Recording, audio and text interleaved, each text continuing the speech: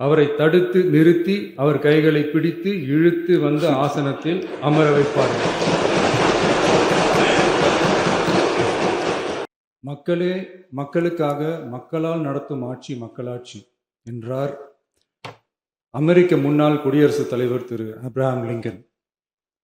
இன்றைக்கு அமைந்துள்ள மக்களாட்சி மலர்வதற்கு மக்களிடம் உள்ள பெரும் எதிர்பார்ப்பு, அவர்களுடைய எதிர்பார்ப்புகளை இப்பேரவையின் கவனத்திற்கு கொண்டு வந்து அதனை செயல்படுத்துவதற்கான திட்டங்களை, சட்டங்களை அமல்படுத்த வேண்டிய பொறுப்பு இப்பேரவைக்கு உள்ளது.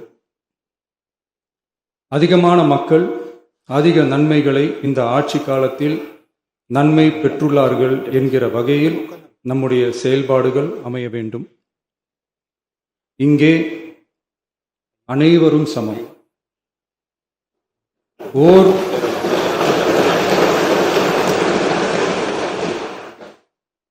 உறுப்பினரை கொண்ட கட்சிகள் இங்கே இடம் பெற்றிருந்தாலும் அவர்களுடைய கருத்துகளுக்கும் அதிக எண்ணிக்கை பெற்ற தமிழக வெற்றி கழக உறுப்பினர்கள் தெரிவிக்கும் கருத்துகளுக்கும் சமமாகவே மதிப்பளிக்கப்பட்டு நல்லவை ஏற்கப்பட்டு அல்லவை நிராகரிக்கப்பட்டு ஜனநாயகத்தின் இதயமாகவும் மூளையாகவும் இப்பேரவை செயல்பட வேண்டும். அதற்குரிய வகையில் பெருமை வாய்ந்த வரலாற்று சிறப்பு கொண்ட இப்பேரவையை நடத்தி செல்லும் பண்பை பெற்றுள்ளவரையே தமிழக வெற்றி கழகம் முன்மொழிந்து தாங்கள் இன்றைக்கு இந்த ஆசனத்தில் அமர்ந்துள்ளீர்கள். மாண்புமிகு பேரவைத் தலைவர் அவர்களே, தாங்கள் பேரவைத் தலைவராக ஒருமனதாக தேர்ந்தெடுக்கப்பட்டுள்ளீர்கள்.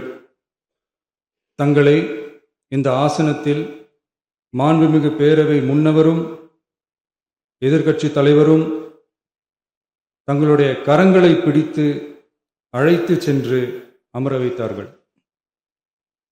இந்த சம்பிரதாயம் எப்படி வந்தது என்று சொன்னால் சுவாரஸ்யமாக இருக்கும். பெரிய வரலாறு சம்பவத்தில் உள்ளது. இங்கிலாந்து நாட்டில் உள்ள பாராளுமன்ற நடைமுறைகளை போன்றதே நம்முடைய பாராளுமன்ற நடைமுறைகளும். மன்னராட்சி இருந்த காலத்திலேயே அங்க பாராளுமன்றம் இயங்கியுள்ளது.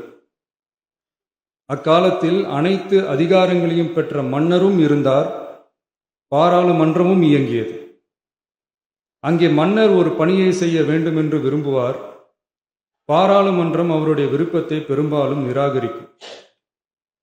மன்னர் விரும்பிய காரியத்தை பாராளுமன்றம் நிராகரித்து விட்டது என்கிற செய்தியை மன்னருக்கு சொல்ல வேண்டியவர் பாராளுமன்ற தலைவர், ஸ்பீக்கர் என்பார்கள்.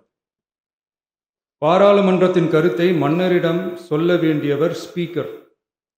அதற்கு துணிவு வேண்டும். சில பணிகளை செய்வதற்குத்தான் பாராளுமன்றத்தின் அனுமதி வேண்டுமே தவிர அந்த ராஜ்யத்தில் உள்ள எந்த பிரஜைக்கும் மரண தண்டனை விதிக்கும் அதிகாரம் மன்னருக்கு உண்டு. தான் விரும்பியதை பாராளுமன்றம் நிராகரித்து விட்டது என்று சொல்லும் ஸ்பீக்கருக்கு மரண தண்டனை விதிக்கும்படி ஆணையிடுவார். தலையை வெட்டி விடுங்கள் என்று ஆணையிடுவார்கள்.